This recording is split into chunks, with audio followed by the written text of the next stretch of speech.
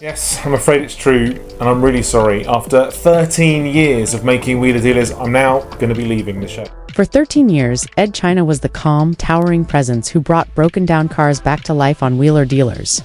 But behind the scenes, everything began to unravel. The network wanted to shorten his workshop segments, the very part of the show that made him beloved. Edd walked away, but that decision came with devastating consequences. His own garage business collapsed into bankruptcy. His YouTube channel suddenly went silent, and a scandal involving a Ferrari tarnished his once spotless reputation.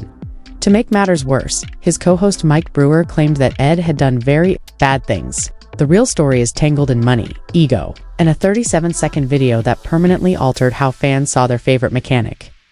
It all began in London.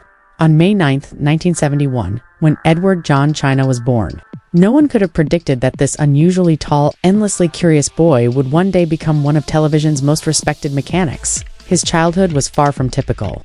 Edd's father, an aeronautical engineer, transformed their family home into a miniature industrial workshop. It wasn't just a basic garage with a few tools, it was a fully functional space where Edd learned how things worked by dismantling them and rebuilding them from scratch.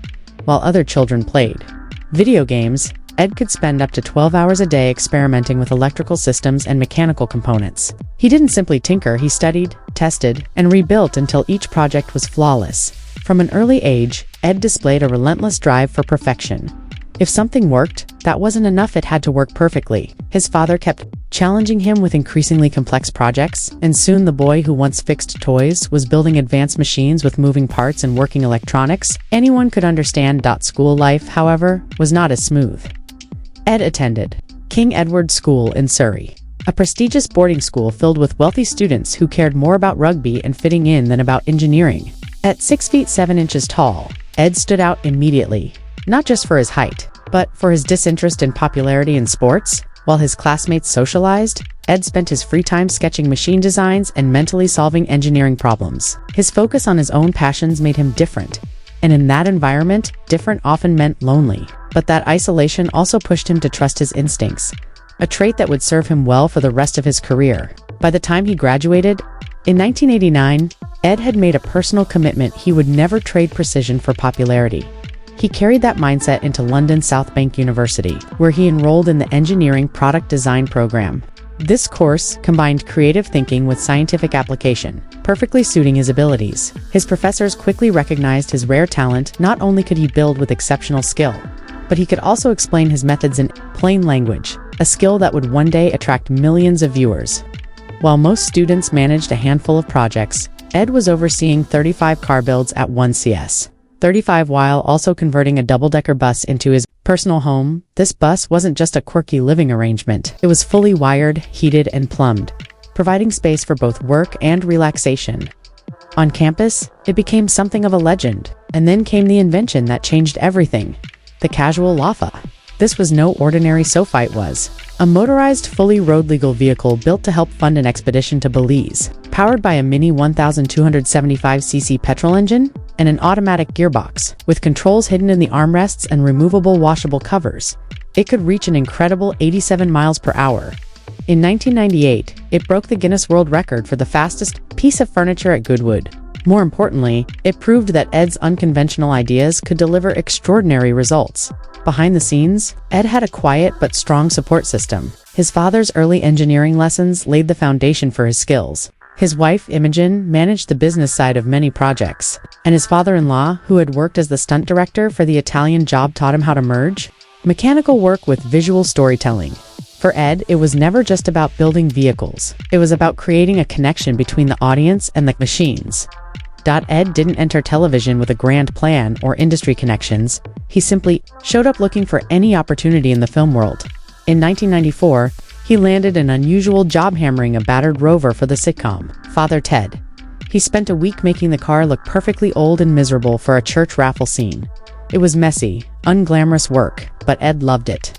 While the actors filmed in Ireland, he stayed in London with the junior crew, helping solve unexpected problems like making Father Jack's wheelchair move on its own. Others over-engineered the solution with motors and chains that failed repeatedly. Edd, thinking simply, suggested a starter motor. In the end, they used a rope, but the lessons stuck. Sometimes, the simplest solutions are the best. By 1999, Edd had turned his quirky inventions into a formal business, Comfy Banana Limited. Despite its silly name, the company built real, road-legal vehicles disguised as furniture. These weren't gimmicks, they were fully insured machines that could be rented for around £3,000 per event. Advertising agencies and corporate events paid happily for the novelty. The lineup expanded from sofas to bathtubs, shopping trolleys, and even a motorized bathroom. One standout creation, the Bog Standard, could transport passengers in a bathtub sidecar at 68 kilometers per hour. What looked like comedy was actually clever marketing paired with expert engineering. In 2009, Edd expanded further with Grease Junkie, a combination garage and merchandise store tied to Wheeler Dealers. Every venture built on his mechanical expertise, generating multiple income streams. But Edd had long understood the importance of visibility. In 1998, he appeared at Top Gear Live at Silverstone, driving the Casual Lafa, and that same year, Jeremy Clarkson featured him racing the sofa against actual cars. From there, he became a regular on The Big Breakfast, showing off inventions like the driving bed and bathroom car. By 2000, he was part of Scrap Peep Challenge, and by 2002, he was the regular designer on Panic Mechanic. Guinness World Records followed. In October 1998, Edd hit 140 kilometers per hour in a furniture vehicle, smashing his first record. In 2005, he built the world's largest motorized shopping trolley, nearly 3 meters tall. In 2011, the Bog Standard broke the record for fastest bathroom vehicle at 68 kilometers per hour in Milan. His most meaningful record came in 2020, when he created the fastest electric ice cream van, reaching 118.964 kilometers per hour. This wasn't just for fun. London's diesel ban threatened the survival of traditional ice cream vans, so Edd designed an electric conversion kit to keep them both functional and legal.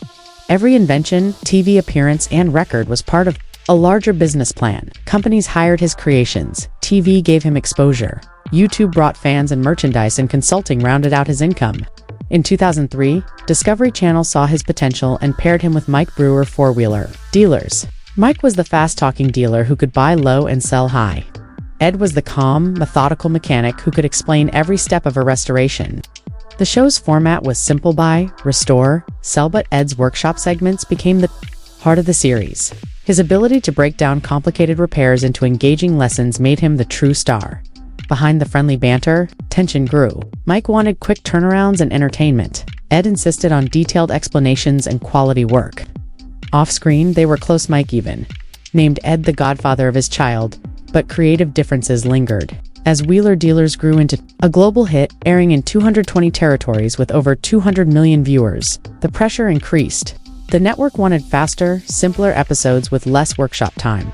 Shifting the focus from education to entertainment, the show's production changed dramatically after moving to the US in 2012. What began as a small, intimate team of 5 became a large-scale operation with a base in Huntington Beach, California. American TV standards demanded shorter content, and Edd's detailed repairs were increasingly seen as too slow. Still, he restored 135 cars over 13 seasons, from rusty MGs to vintage Volvos, often requiring rare parts and specialized tools. But the pace was exhausting, and the creative restrictions frustrating. By 2017. The network's push to cut down his workshop segments was the final straw. For Edd, those detailed repairs weren't just a part of the show, they were the show. Fans wrote to him saying they had learned to fix their own cars because of his teaching. But the network wanted more before and after reveals and less of the messy work in between.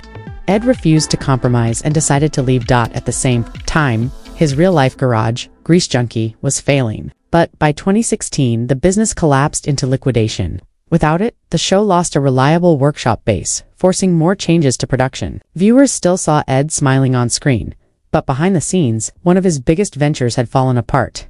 Despite the setbacks, Edd's passion for engineering never faded.